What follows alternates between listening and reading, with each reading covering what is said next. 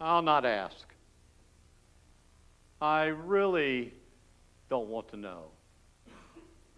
I really don't want to know how it is that you found me here in this barren little town licked by the lukewarm waters of the Mediterranean.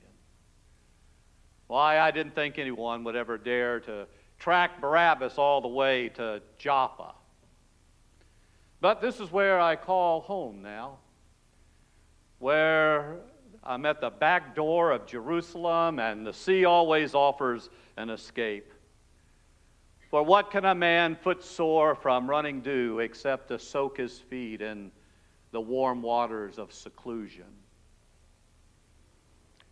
I'll have you know, Simon, that I'm a changed man now. Why, the people of this town know me only as old Barabbas, the fishnet mender.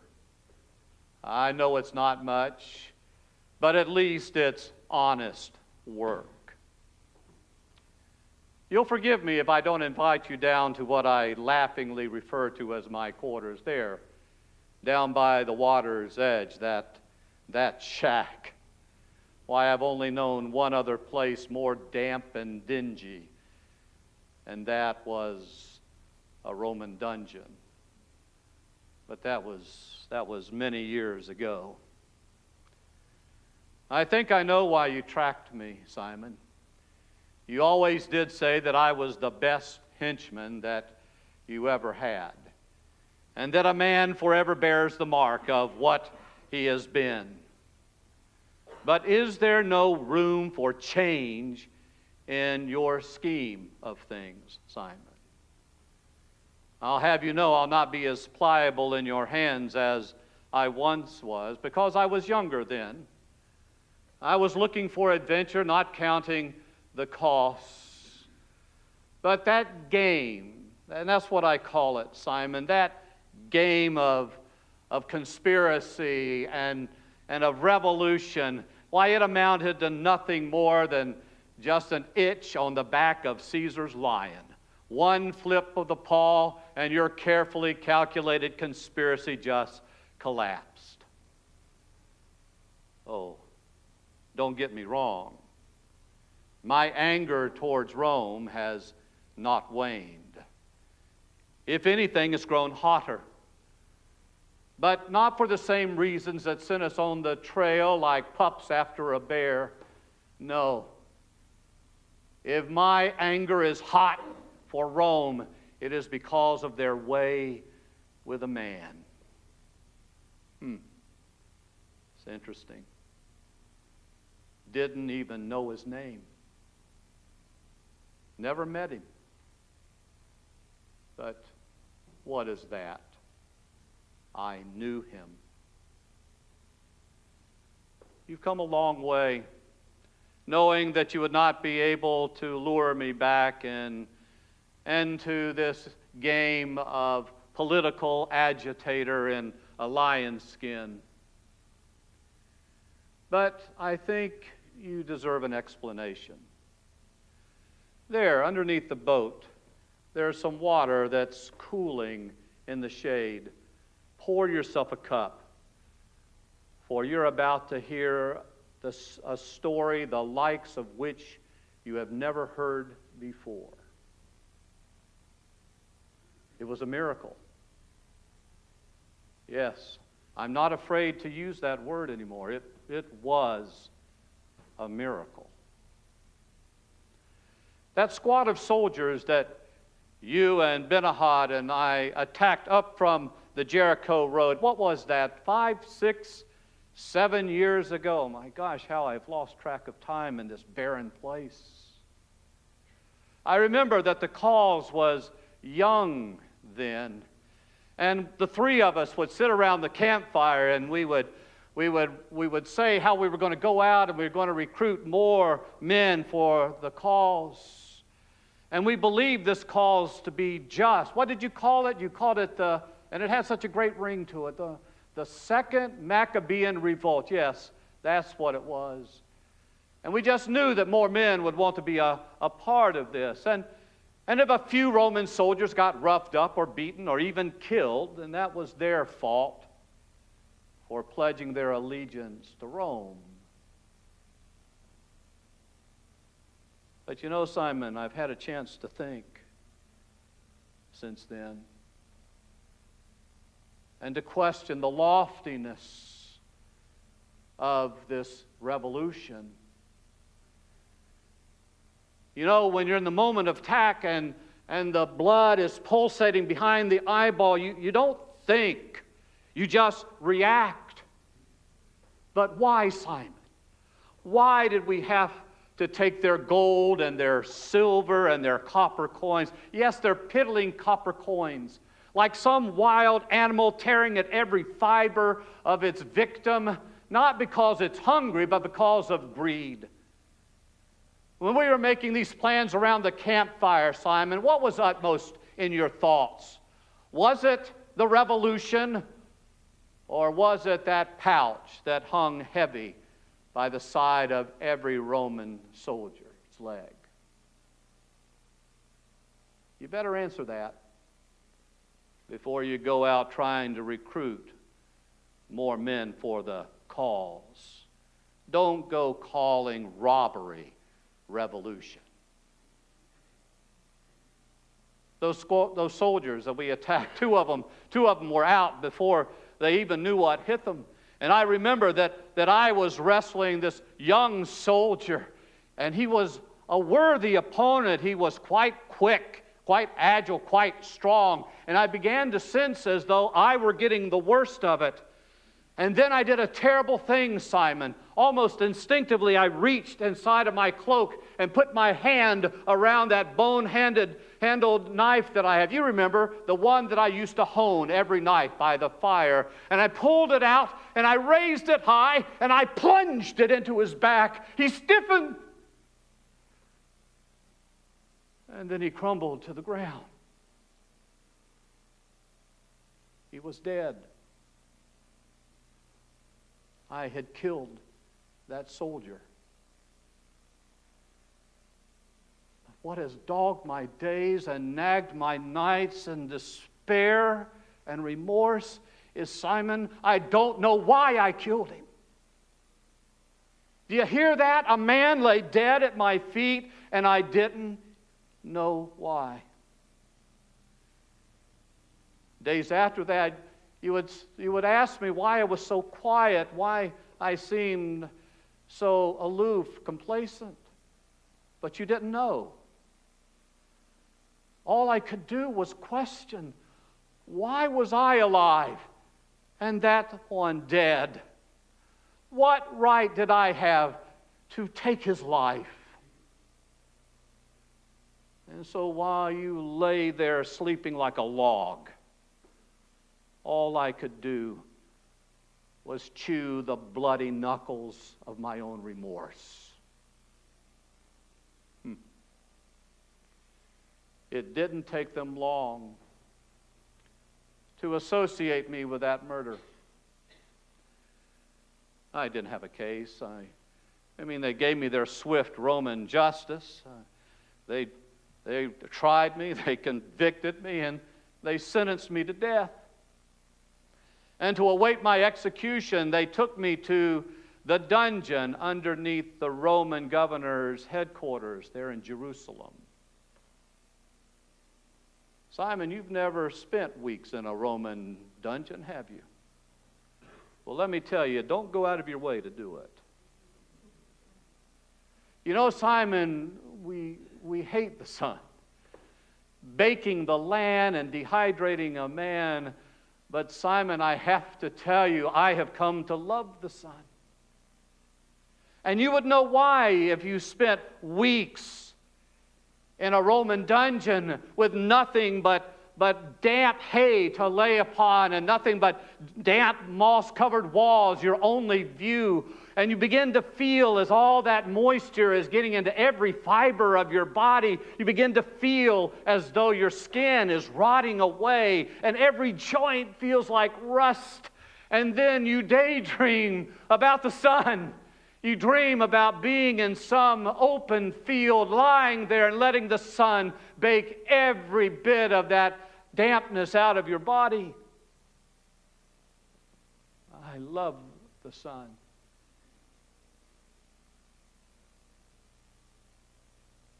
I had a rather restless night, which is the price you pay when you're waiting for your own execution. And those guards, those hideous guards, they never let you forget your fate. They enjoyed their sadistic games. I remember there were two of them that would often come into my cell, and they'd be carrying the crossbeam. And they would say to me, "Barabbas, hold out your arms. We want to take a measure." And then I would kind of cower in the corner and say, what do you mean? What are you talking about? And he said, "Why, we Romans take pride in our executions. We custom make the cross for every criminal. We want you to be comfortable up there while you're dying." And then they would laugh, their coarse laugh, and go out the door and leave me there in the corner. This fog swirling in my brain. You know, Simon, when you have time to think, you begin to wonder, what is it like to die? What is it like to be forever sealed up in one of those God-forsaken tombs? Oh, I see the look. The look gives you away. You say, "Well, there's nothing after death." Well, let me tell you something. You stand there with a tide of crucifixion rising up to your bearded chin, and then you will see and feel your own death in a pounding heart and a halting breath.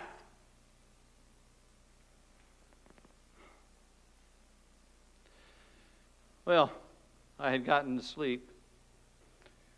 A rare instance in those hellish weeks, when once again I was awakened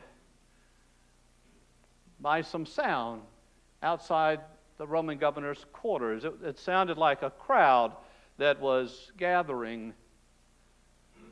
And I knew that it was early because that hideous guard that brings me my breakfast had not awakened me. Breakfast. Stale rainwater, a piece of bread, and get this, salted pork, Simon. Salted pork, obviously garbage from the Roman governor's table. But my curiosity was up. I knew that those Jews would not be up this early unless it was something important. So I sat up on my cot and I tried to listen as carefully as I could to what was being said outside. Now I could hear the guards there in the corridor. They were talking among themselves, but I couldn't make out what it was that they were saying, but they were talking very excitedly. But I listened. Long moments went by, and then it was as though the crowd were getting a little restless, and then as though they were listening to somebody, and then in response to a question, it hit me like a javelin. "Barabbas! Give us Barabbas!" I shivered and shuddered. I went to the ground. I grabbed up the hay and I clung to it, held it close. But it continued. The crowd began to get even more restless. And then, as in response to a question that was put to them, they said, "Crucify him! Crucify him!" "Why, you belly-wallering vermin," I yelled at my fickle friends, now turned my jurors. But just as quickly as my anger had gotten red hot, I began to feel the terror of it, and I began to shiver deep inside. This was the day. My sentence had been pronounced. This was the day I was going to die. You know, when you're waiting for death like this, you just hope that it's a bad dream, a nightmare, and that you'll wake up and it'll all be over. It'll be done. But I wasn't going to wake up. this was the day I was going to die. And I was scared. Yes, scared. I began to sweat all over, soaking my clothes. And then I would have chills as though my body had been dunked in the icy streams of the snows of Lebanon. I could hear the houseboy for the governor crying out, "A basin of water for Pontius Pilate." It reverberated through the corridor. "A basin of water and a towel for Pontius Pilate." They were going to come for me. Any minute, they would come for me and take me away. And it would be over. And I began to cry. Yes, Simon, your staunch first mate, began to cry. For what else can a bleeding heart do but cry large tears like giant drops of blood? No one cared. No one cared for Barabbas.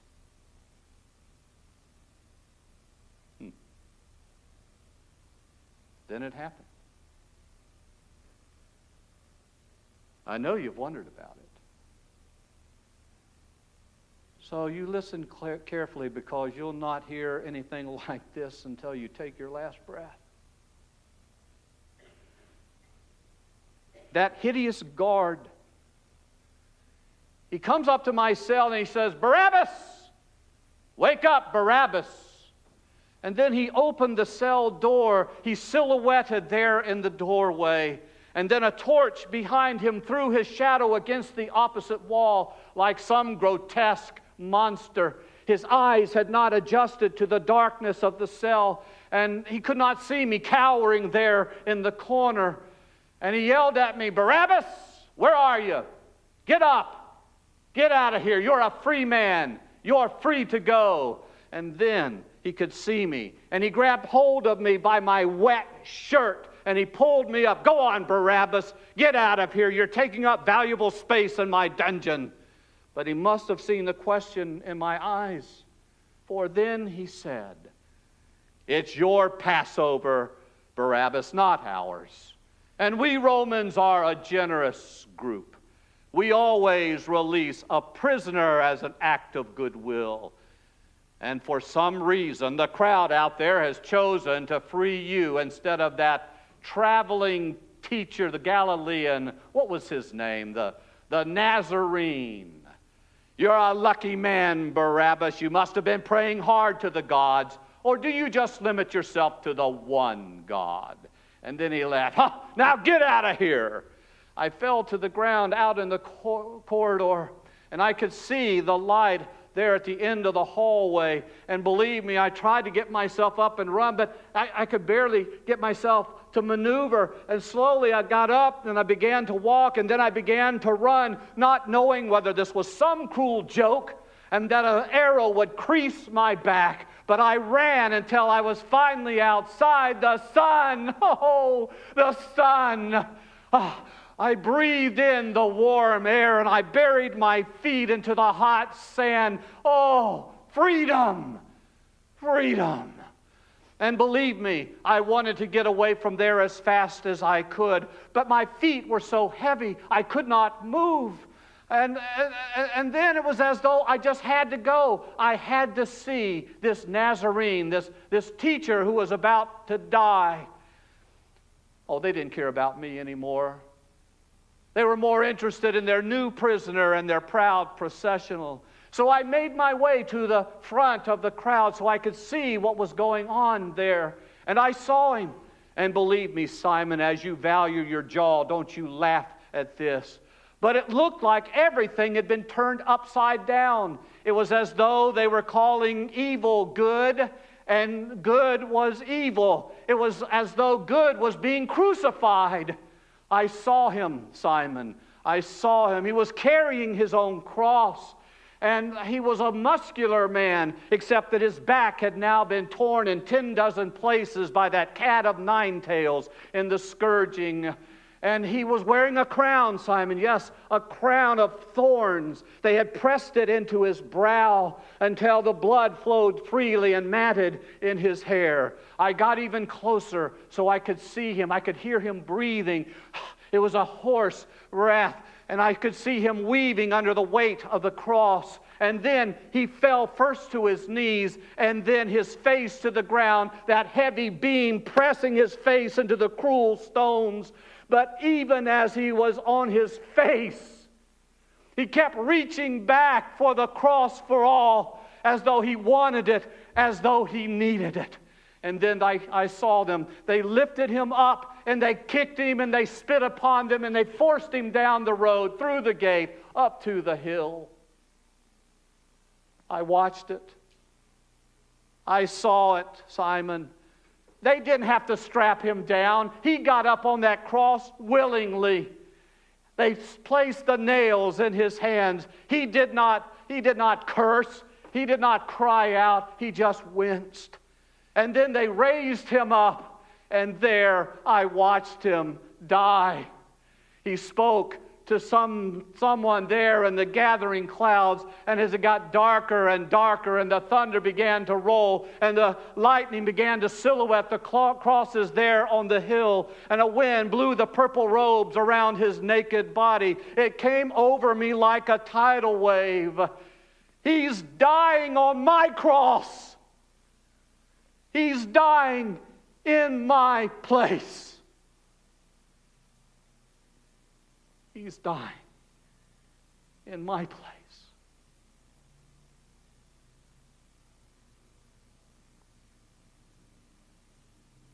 I've kept you too long. The sun is going down, and I know you have a long journey ahead of you, Simon. And you know I will not be going with you.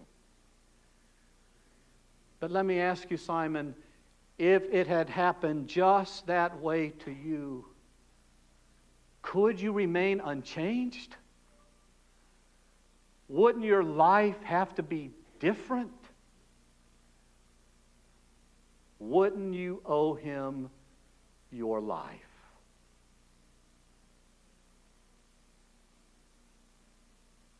Goodbye, Simon.